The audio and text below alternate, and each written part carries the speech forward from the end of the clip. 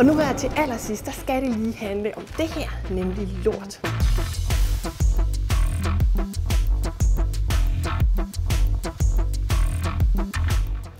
Det her, det er DTU's Fødevareinstitut, og her analyserer de rigtig meget lort. For det er ikke kun en skrøne. Din afføring, den kan på rigtig mange måder fortælle dig, hvordan du har det. I hvert fald i tarmen. Lige nu der forsøger de her på DTU ved hjælp af sådan nogle lorteprøver at finde ud af, hvordan de kan hjælpe folk, der lider af blødende tyktarmsbetændelse. Det er en kronisk og alvorlig sygdom, der rammer omkring 500 danskere hvert år. Forskerne de tror, at de ved at ændre bakteriesammensætningen i tarmen kan holde sygdommen nede. De vil kort og godt gøre din lort anderledes. Forskerne de vil gerne hjælpe de gode tarmbakterier. Og for at finde ud af, hvordan, så fodrer de bakterierne med forskellige syntetiske fibre ned i brøndene her. For at finde ud af, hvad de rigtige tarmbakterier bedst kan lide at spise.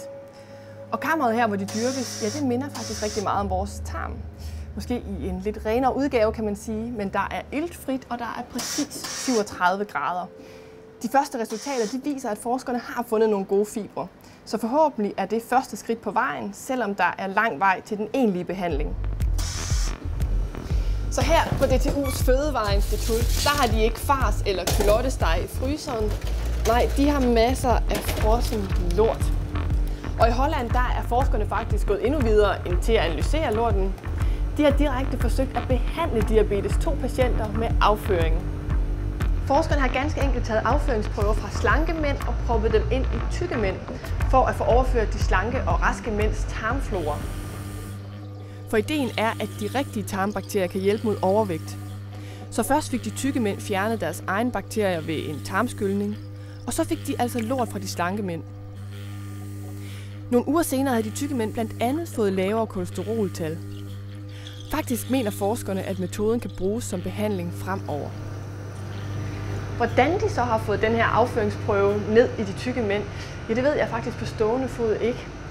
Men jeg ved, at afføringsprøven den skal ned i 12-fingertarmen, og den når man som regel opfra. Så det kan man jo godt lige fundere lidt over. Det var lort som medicin. Nu kommer lorten, der ændrede historien. Den her lort, den er fra en elefant, og den er ret ny. Faktisk så er den fra i morges, og egentlig så vil vi vel allerhelst bare af med den. Men nogle forskere, de er rigtig glade for gammel lort. Ældgamle ekskrementer, de kan nemlig både vise, hvem vores forfædre var, hvad de spiste og hvor de levede.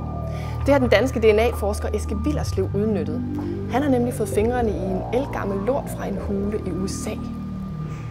Indtil fundet af lorten herskede der 2 teorier om, hvordan de første mennesker kom til USA. Den ene sagde, at de kom fra Sibirien for 13.000 år siden via en isfri passage op fra Alaska. Den anden teori påstod, at de første mennesker var kommet fra Europa. Men den gamle lort har sat teorierne til vægs. For lorten blev lagt her i Oregon. Ved en kulstof-14-analyse kunne han se, at det var 14.340 år siden den var lagt, den lille klat.